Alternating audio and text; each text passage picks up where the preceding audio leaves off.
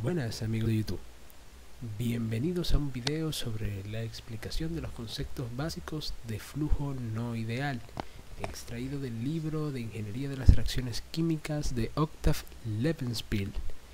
Este material es presentado a ustedes por Cristian José Rojas y Wesley Aníbal Cuesta, estudiantes de la Universidad Nacional Pedro Enrique Sureña de la carrera de Ingeniería Química. El contenido que estaremos tratando en este video será el concepto de flujo no ideal, la distribución de tiempos de residencia o RTD, los métodos experimentales no químicos para medir el RTD y la distribución de la edad del fluido. De estos estaremos viendo el experimento en impulso y el experimento en escalón. Y por último, la conversión en reactores de flujo no ideal. Todos estos temas de suma importancia para poder comprender y para poder analizar el tipo de flujo no ideal en los reactores. En primer lugar, tenemos que saber qué es el concepto. Tenemos que hablar acerca del concepto de flujo no ideal. El comportamiento real de los equipos se desvía siempre de las situaciones idealizadas. Eso es algo que tenemos que tener siempre en cuenta. Las desviaciones con respecto a los dos patrones ideales de flujo, como son el flujo pistón o el flujo de tanque agitado, que son las dos formas de flujo ideal que conocemos, son causadas por lo siguiente. Lo primero es la canalización o la recirculación de un fluido.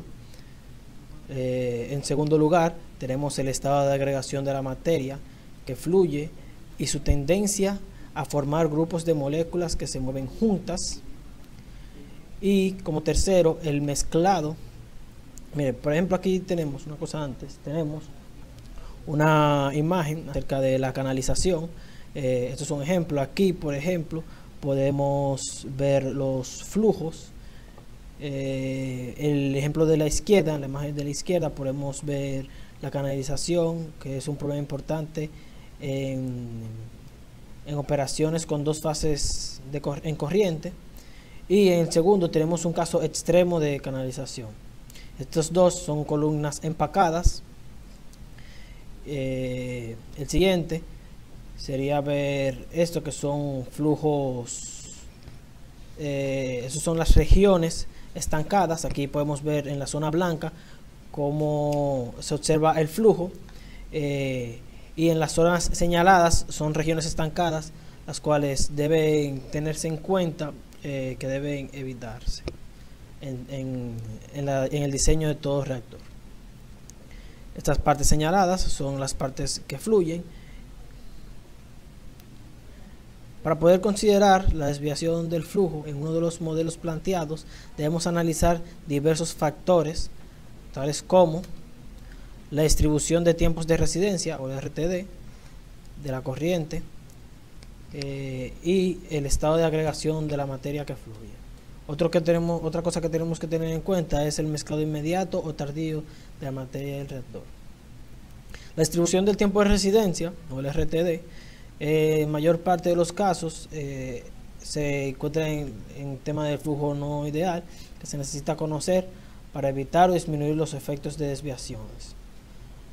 Esto quiere decir cuánto tiempo permanece cada una de las moléculas en el recipiente, o más precisamente, la distribución de los tiempos de residencia en la corriente. En muchos casos, lo único que se necesita conocer para poder evitar o disminuir esos efectos son conocer cuánto tiempo permanece cada una de las moléculas en el recipiente. Y esto se puede lograr a partir de experimentos, como es el ejemplo del experimento estímulo-respuesta.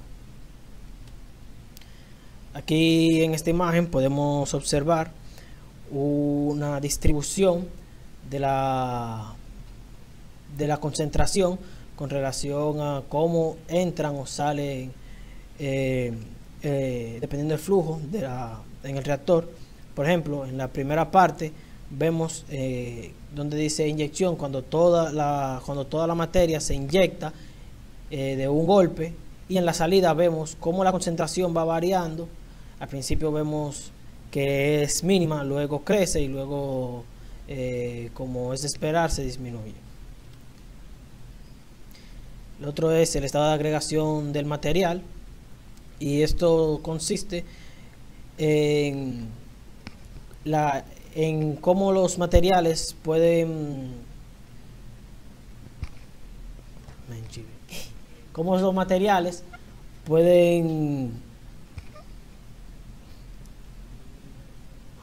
el material que fluye está en un determinado estado de agregación dependiendo de su naturaleza.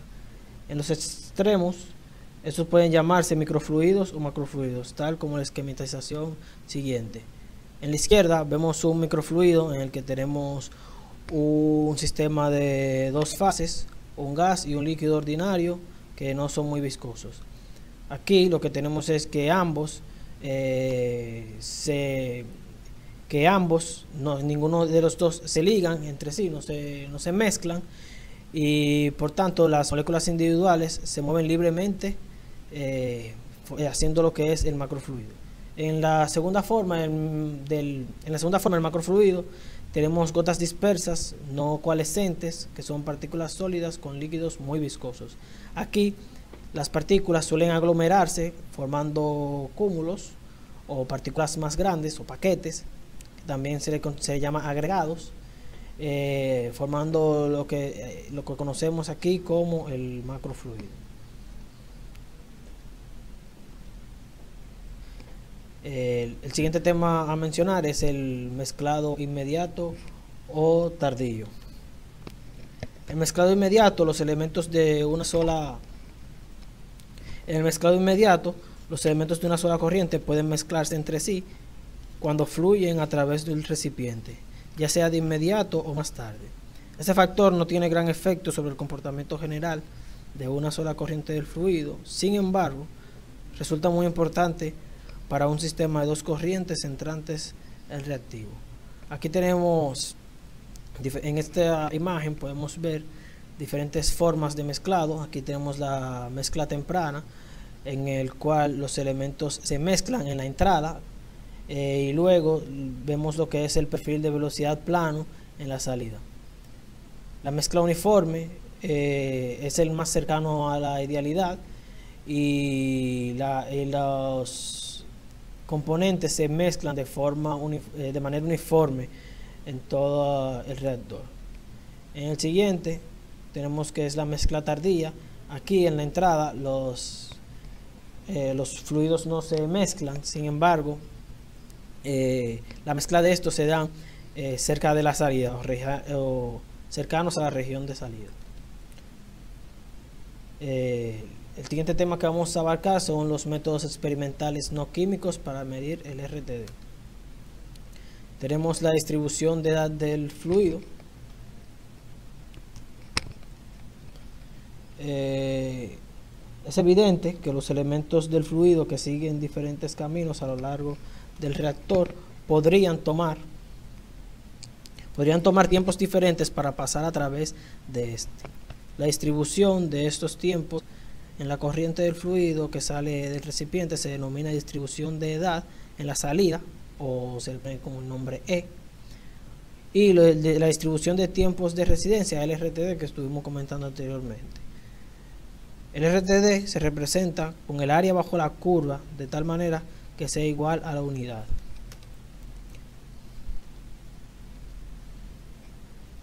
Como vemos aquí en la presente ecuación.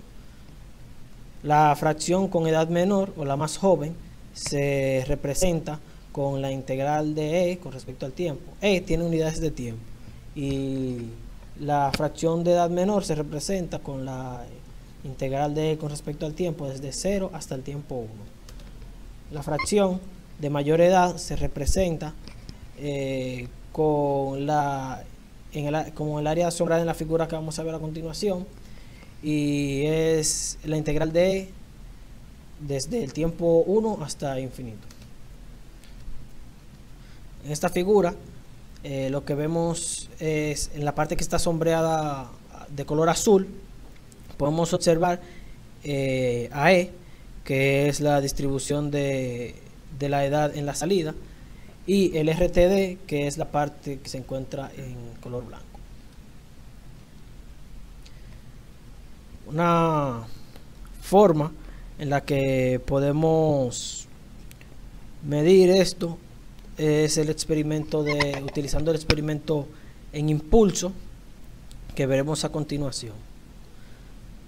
Se consiste en encontrar la curva E para un recipiente de volumen X, con volumen en metros cúbicos, volumen en cualquier unidad de volumen, a través del cual fluye un fluido pues a un flujo específico que ya estará dado por volumen entre tiempo.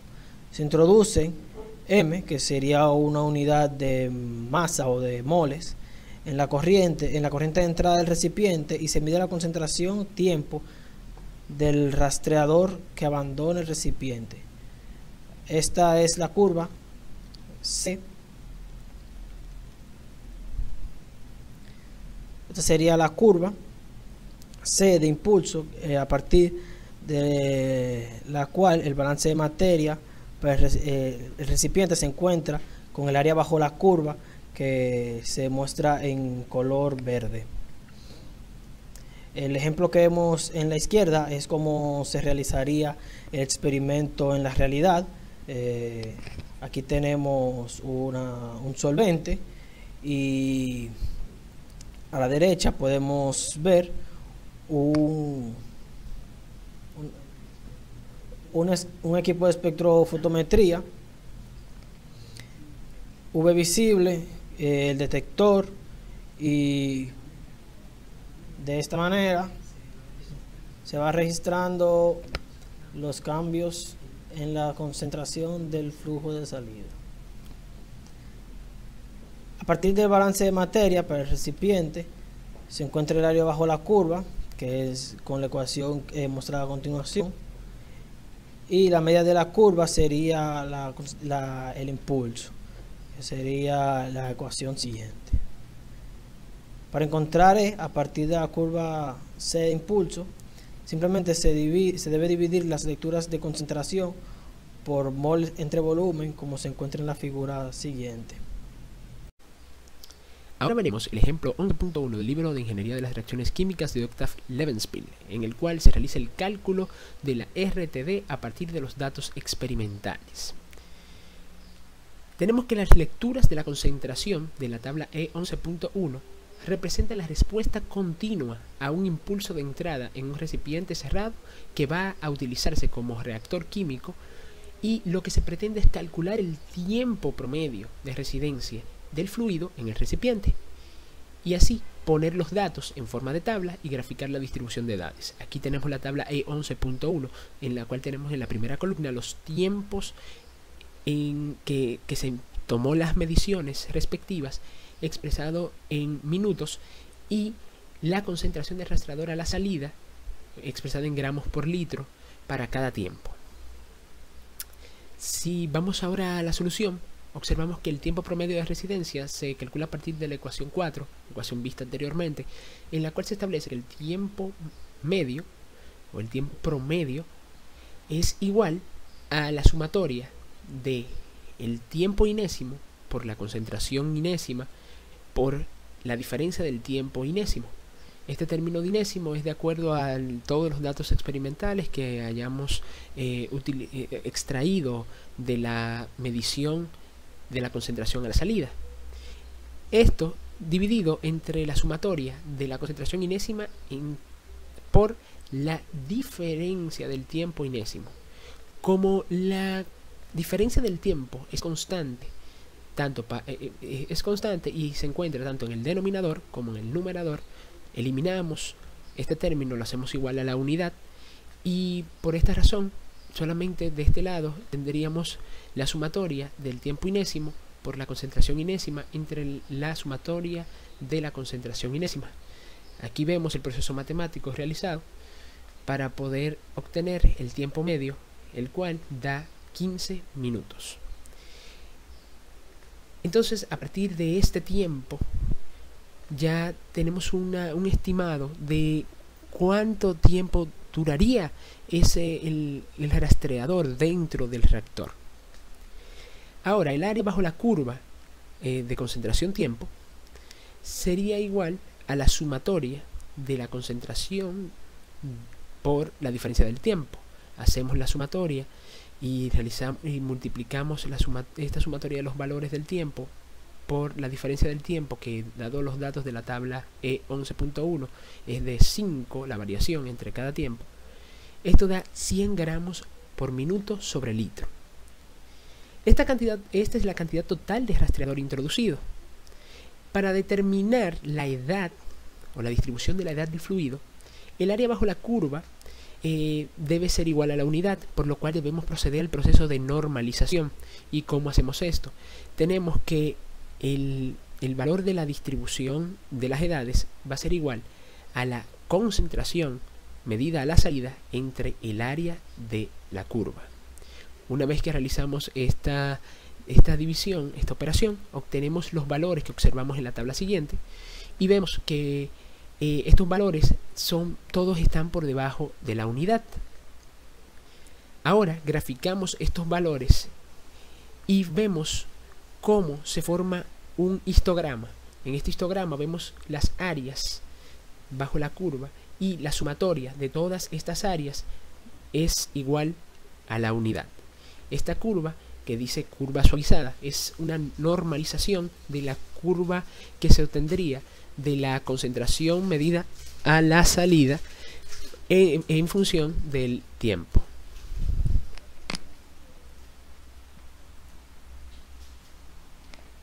Este experimento se basa en el siguiente supuesto.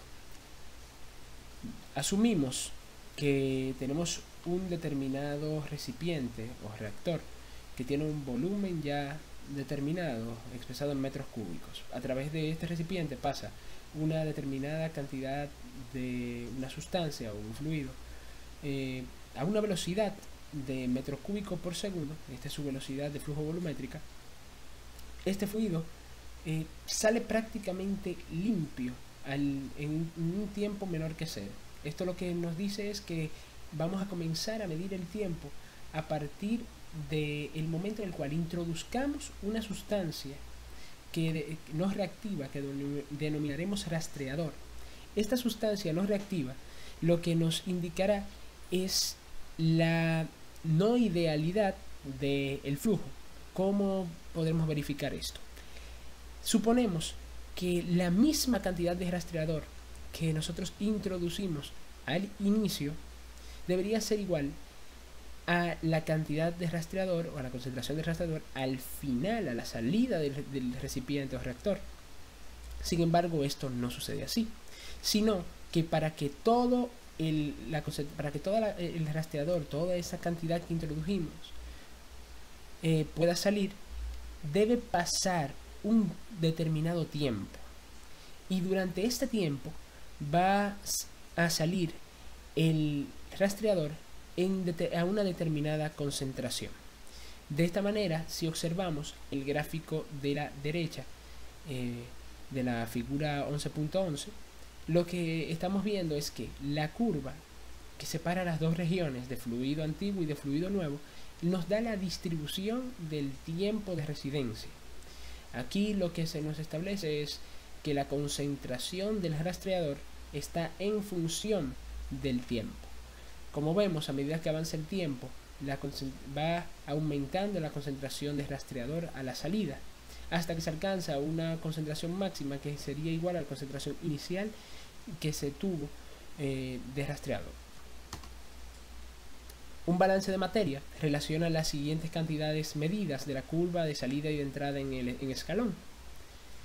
Tenemos que la concentración máxima del rastreador es igual al flujo másico del mismo entre el flujo volumétrico, que ya lo teníamos determinado desde el inicio.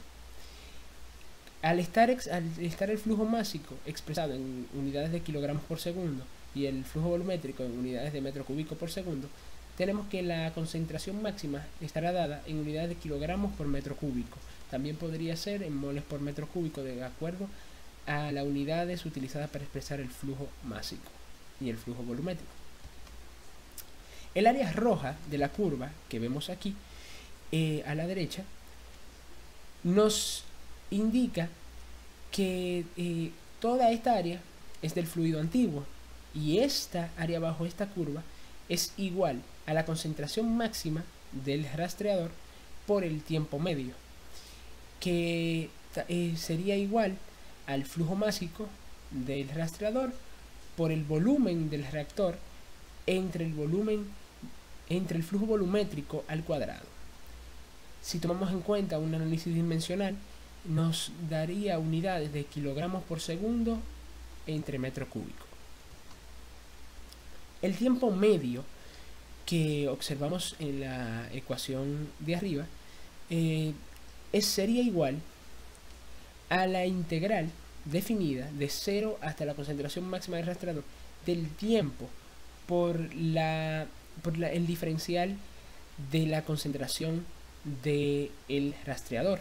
Esto dividido entre el área debajo de la curva, que sería igual en sí a la integral definida de 0 a la concentración máxima del rastreador por el diferencial de la concentración del rastreador. Todo esto se igualaría a 1 entre la concentración máxima del rastreador por la integral definida de 0 a la concentración máxima del rastreador de t, del tiempo, por el diferencial de la concentración del rastreador. Ahora, muy bien, siguiendo con la conversión de las curvas de la concentración del rastreador a la salida con respecto al tiempo, a una curva f normalizada en el cual el área bajo la curva es igual a la unidad. Esta normalización se lleva a cabo debido a que para experimentos reales tenemos que la curva presentaría una serie de fluctuaciones o pequeños picos a todo lo largo de la misma, debido al sesgo y también debido a la interferencia de algunas sustancias o contaminantes dentro del flujo. Por esta razón se normaliza esta curva tomando en cuenta la siguiente ecuación. La concentración en escalón que se encuentra en la ordenada se cambia por un valor f, que sería igual al flujo volumétrico, por la velocidad de flujo másico, o el flujo másico por la concentración del rastreador a la salida en un punto dado. Esta distribución, empleando esta fórmula, nos da que la curva describiría un área bajo la misma, que sería igual a la unidad. Esto es lo que se le llama el proceso de normalización de una curva.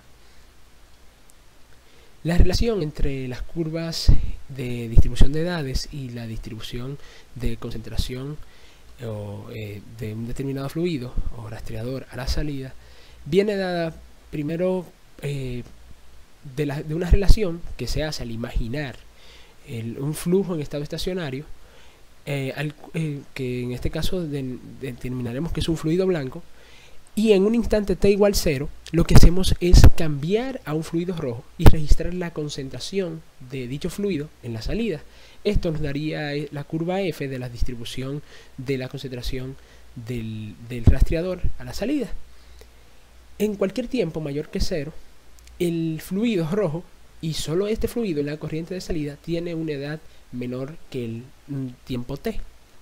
Este tiempo t es un tiempo que se toma de manera experimental, de una manera arbitraria, para poder tener una referencia de hasta dónde se piensa tomar la curva, hasta dónde se piensa tomar la concentración para el fluido rojo. De esta manera obtenemos dos curvas. La primera curva, la del color púrpura, en la cual podemos observar que toda esta área bajo la curva de color púrpura es un tiempo inferior al tiempo t, y toda esta área nos quiere decir que es el fluido nuevo, el fluido joven que está saliendo del reactor. Aquí se puede observar claramente cómo si vemos la distribución del flujo, de la fracción del fluido rojo con respecto al tiempo, vemos que esta va aumentando a medida que va avanzando el tiempo, y la pendiente de dicha curva es la distribución de las edades. Por ello, para poder realizar la conversión de una curva F de distribución de la fracción del fluido rojo con respecto al tiempo a una curva E de la distribución de la edad del fluido con respecto al tiempo, lo que tenemos es que la fracción del fluido rojo en la corriente de salida sería igual a la fracción de la corriente de salida con edad inferior al tiempo, T1. Es por ello que esta curva de aquí abajo, que en color amarillo, es similar a la curva superior en los primeros puntos, en la primera distribución, hasta que llegamos al tiempo t o t sub 1. Ya en este tiempo, la otra parte de la curva lo que nos da es la fracción del fluido antiguo, o del primer fluido que estábamos introduciendo, el fluido blanco. Entonces tenemos aquí que a partir de esta ecuación tenemos que el primer valor le llamamos f, mientras que el segundo valor viene dado por la ecuación para la distribución de las edades a una edad temprana, que es la integral definida desde 0 al tiempo t de la distribución de las edades con respecto al tiempo. Y colocando esto de forma diferencial, tenemos que la variación en la fracción del fluido rojo en la corriente de salida con respecto al tiempo será igual a la distribución de las edades. De esta manera logramos llevar a cabo, empleando esta fórmula, la conversión de la gráfica de la distribución de la fracción del fluido rojo en la corriente de salida a una gráfica de la fracción de la corriente de salida de acuerdo a la distribución de las edades del fluido. Para evaluar el comportamiento de un reactor es necesario tomar en cuenta 4 factores esenciales. Esto es para llevar a cabo, para poder medir la conversión en reactores de flujo no ideal. ¿Y cuáles son estos factores? Bueno, el primero de ellos es la cinética de reacción, que es sumamente importante poder determinarla para poder, tanto para cálculos de flujo ideal como flujo no ideal.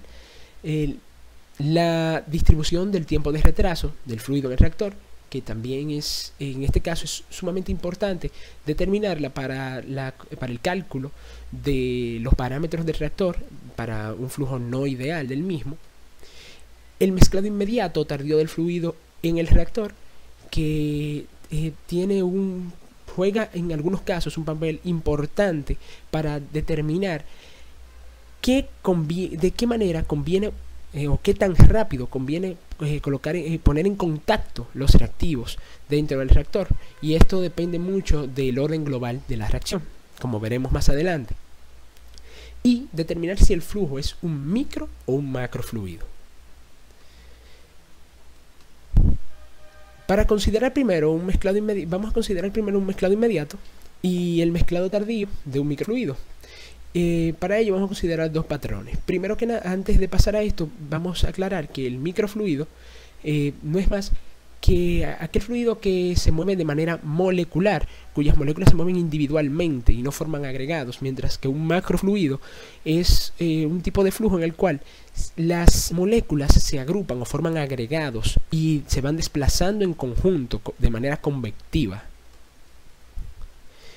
Ahora sí, pasando al siguiente cuadro de la figura 11.17 del libro de Ingeniería de las Reacciones de Octave Levenspiel, tenemos que primero una distribución A, en el cual tenemos un PFR o reactor de flujo pistón, seguido de un reactor CCTR o reactor de tanque agitado.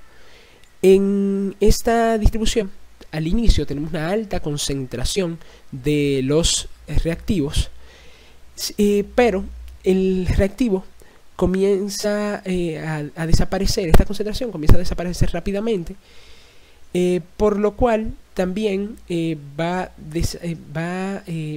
aumentando la conversión. Al desaparecer tan rápidamente esta parte de esta concentración de reactivo, eso es debido a que suponemos que la cinética el orden global de la reacción es de segundo orden. Luego pasamos al tanque agitado y en este se termina de realizar un determinado porcentaje de conversión. Tenemos que destacar que los reactores de flujo pistón son los reactores que presentan la mayor conversión de todos, y los reactores de tanque agitado son los que presentan la menor conversión. Ahora veremos una de las razones por las cuales es así. En la distribución B en esta de la derecha, tenemos que un reactor de tanque agitado seguido de un reactor de flujo pistón. Suponemos nuevamente que la concentración es alta al inicio y aquí también cae rápidamente la concentración, pero tenemos que tomar en cuenta que, puesto que la velocidad de reacción disminuye más rápidamente que la concentración en este tipo de reactores, entonces la concentración con la que se terminará, o la concentración con la que saldrá de aquí el producto, será mucho menor que la concentración a la que sale en la primera distribución. Es por esta razón que tenemos que tomar en cuenta que estas distribuciones lo que nos permiten concluir es que un mezclado tardío, en este caso, favorece a reacciones con orden de orden global mayor que 1. En este caso, la distribución B para una reacción de segundo orden sería la ideal, mientras que un mezclado inmediato favorece a las reacciones que tienen un orden de reacción menor que 1. En este caso, la distribución A sería la ideal, ya debido a que en el reactor de flujo pistón entran en contacto inmediato los reactivos, y aquí, en la primera instancia de la disposición B, en el reactor de tanque agitado, los reactivos demoran más en poder mezclarse y alcanzar un punto óptimo de mezclado, como podríamos ver. Ahora bien, hablemos más sobre la conversión.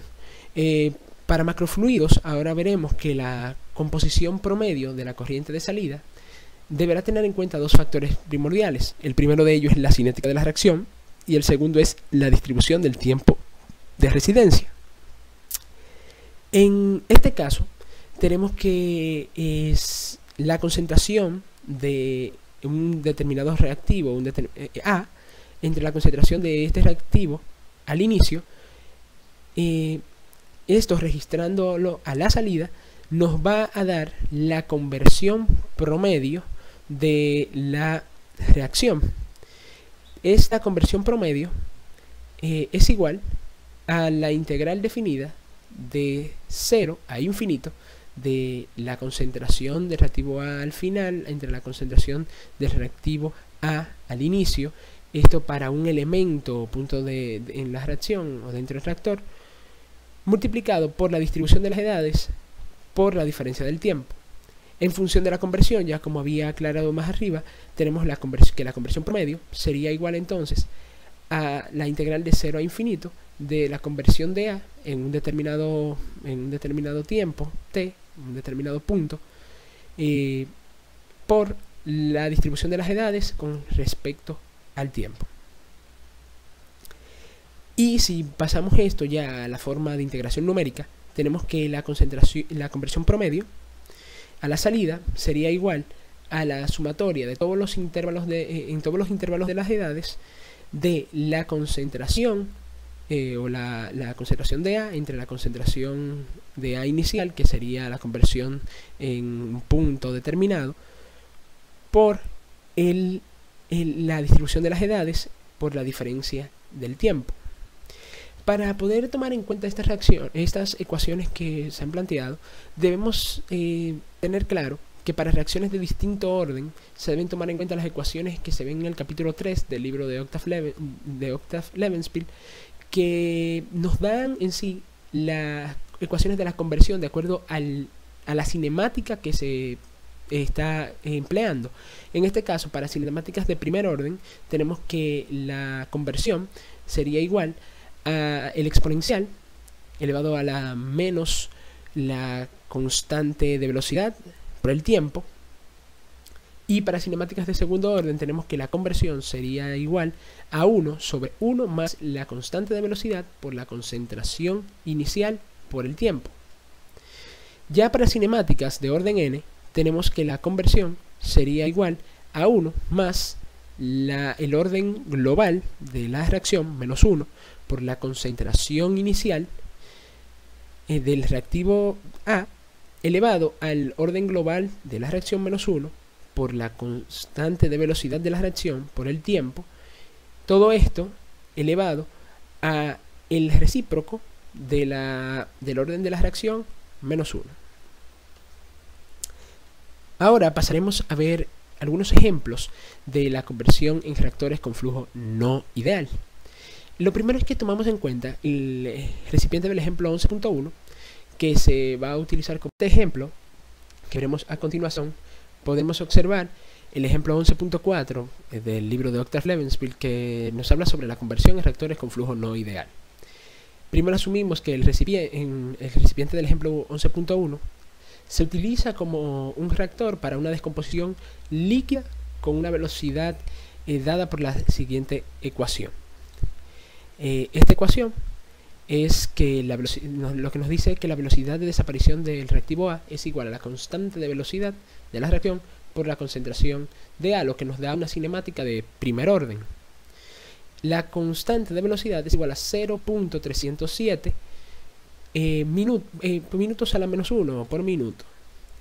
Para poder llevar a cabo el cálculo de la conversión en este reactor, y sabiendo que el recipiente del ejemplo 11.1 es un reactor de flujo pistón, vamos a asumir primero esta idealización.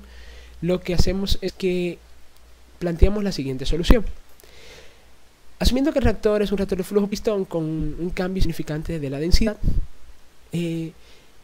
tenemos la siguiente ecuación que nos dice que el tiempo promedio, el espacio-tiempo, es igual a la concentración del reactivo al inicio por la integral definida desde 0 hasta una conversión x sub a del diferencial de la conversión entre la velocidad de desaparición del reactivo A.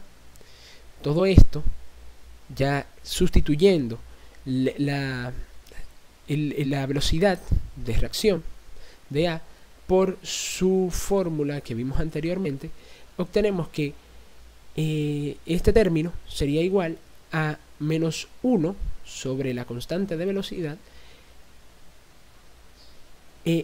por la integral definida de la concentración inicial de A a la concentración final del reactivo A del diferencial de la concentración de A entre la concentración de A al final o en el tiempo t, o a un tiempo determinado t. Integrando esta ecuación obtenemos que 1 sobre la constante de velocidad por el logaritmo neperiano de la concentración inicial del reactivo A entre la concentración final, esto será igual al tiempo medio.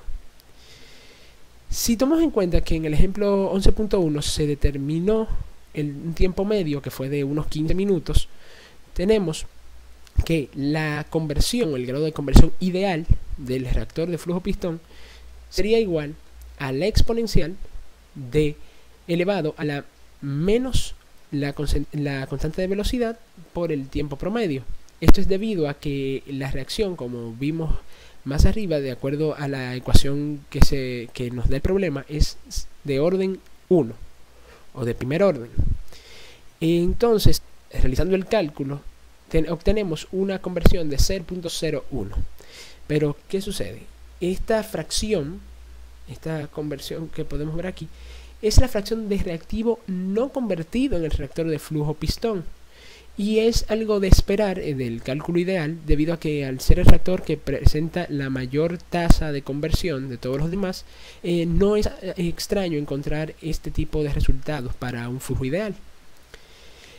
Pero para el reactor real, la fracción no convertida, que la da la ecuación TS, que veremos a continuación, para macrofluidos, se calcula a partir de la tabla E11.4.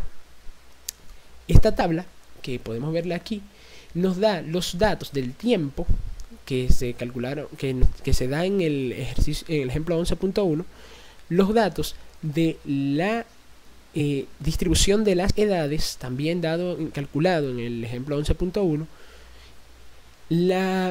los valores de la constante de velocidad por el tiempo y los valores de la conversión o la fracción de la fracción no convertida del reactivo con respecto a los diferentes tiempos. Observando esto, pasamos ahora a calcular lo que sería la conversión en los reactores en el reactor de flujo pistón ya a la salida. Esta conversión la tomaremos en cuenta asumiendo el flujo no ideal, y por ende este flujo no ideal lo que nos establece que, como vimos, la conversión a la salida sería igual a la sumatoria en todos los intervalos de edad, de la conversión del elemento, esta que vemos aquí, por la distribución de las edades por el diferencial del tiempo, que en este caso, como los valores varían de 5 en 5, esta diferencia del tiempo sería de 5. Esta multiplicación en el primer caso nos da 0.0323. Entonces, un dato importante que debemos tomar en cuenta es que se ve que al inicio en los primeros tiempos de salida del reactor es donde se encuentra la mayor pérdida, porque hay una mayor fracción no convertida. Sin embargo, a medida que avanza el tiempo en el reactor, el reactivo va convirtiéndose y va siendo menor las pérdidas de conversión de la porción no convertida a la salida. Al final, la sumatoria de todos estos valores nos da la fracción total que no se convierte del reactivo que entra al reactor. En este caso sería 0.047, lo que nos daría un 4.7% de reactivo no convertido. Esta pérdida es una pérdida tolerable dentro de muchos de los procesos industriales. Sin embargo, para reactores de tanque agitado serían pérdidas mucho más grandes y mucho más cuantiosas, por los cuales estos reactores de flujo pistón siempre son los ideales para llevar a cabo una serie de operaciones industriales importantes.